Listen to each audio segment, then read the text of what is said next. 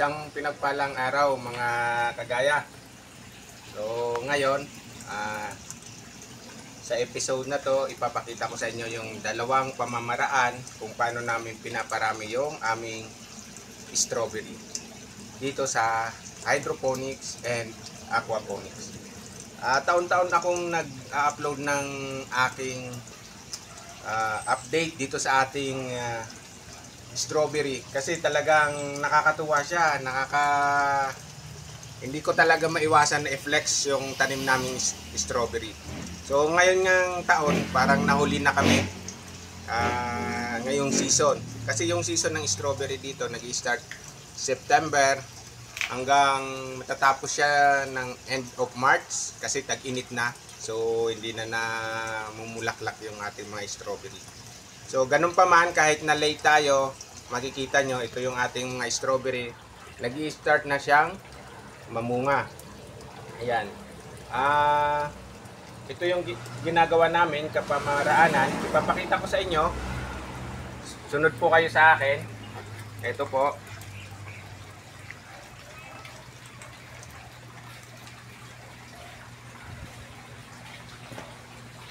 So ito po yung ating mother plant na strawberry. Makikita nyo. Nakatanim siya sa ating flood and drain setup na aquaponics. So kung bago ka pa lang sa YouTube channel ko, balikan nyo yung mga previous upload video ko, yung mga uploaded video, itong pag-construct nito, yung pag-update ko.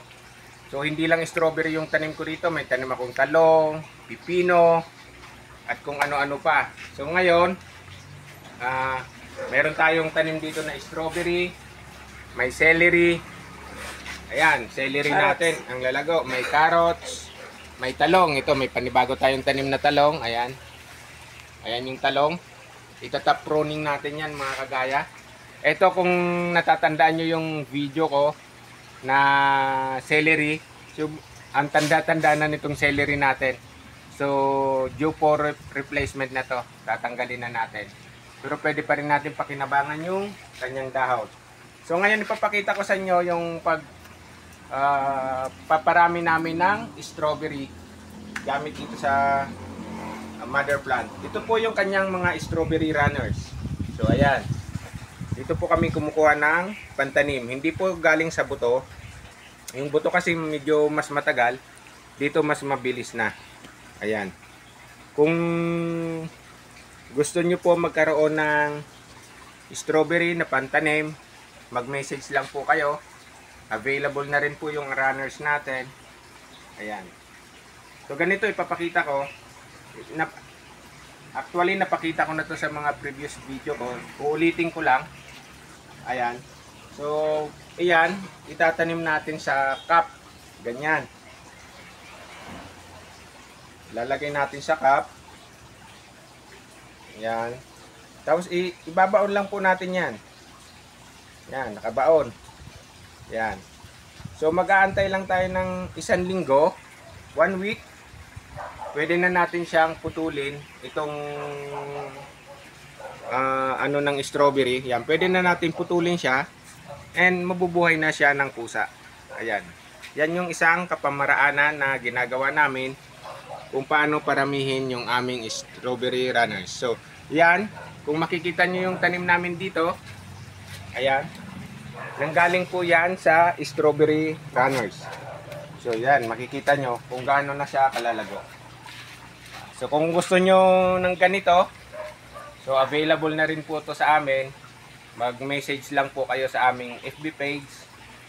Then pwede kayo maka-avail ng ganito. Another method na kung paano namin pinaparami yan, yung ating strawberry runners, ipapakita ko sa inyo. Sundan nyo rin uli ako.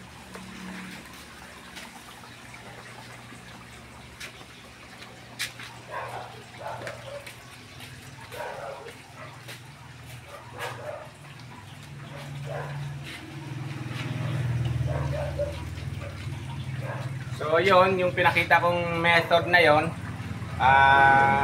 na-upload ko na rin yun sa YouTube channel namin, sa FB, sa TikTok. Ayan. Ngayon, ito naman yung isang kapamaraanan.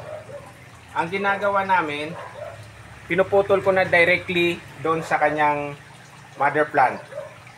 Pagkaputol, ito, tingnan nyo yan, oh, maitim na. Pagkaputol, dinidip lang namin siya dito sa aking aquaponics setup. Ayan. Hinahayaan lang namin siya dyan.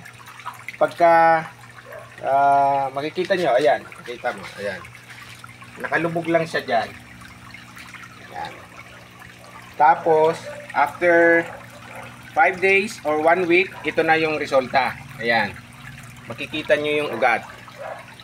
Then, ito naman ay pwede na nating ilipat sa cup. Pwede na natin siyang ilipat sa cup. Sigurado na po siyang mabubuhay.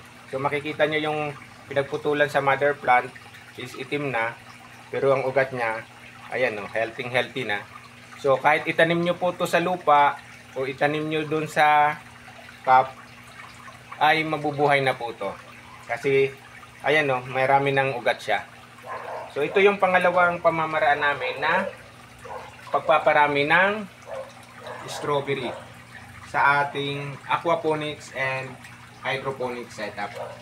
So, ito po yung ating aquaponics, isang setup ng aquaponics na gumagamit tayo ng, hindi po to red tilapia, ito po ay Midas cichlid. So, siya yung nagbibigay nutrients sa ating mga halaman. So, nasa ilalim po yung ating mga isda.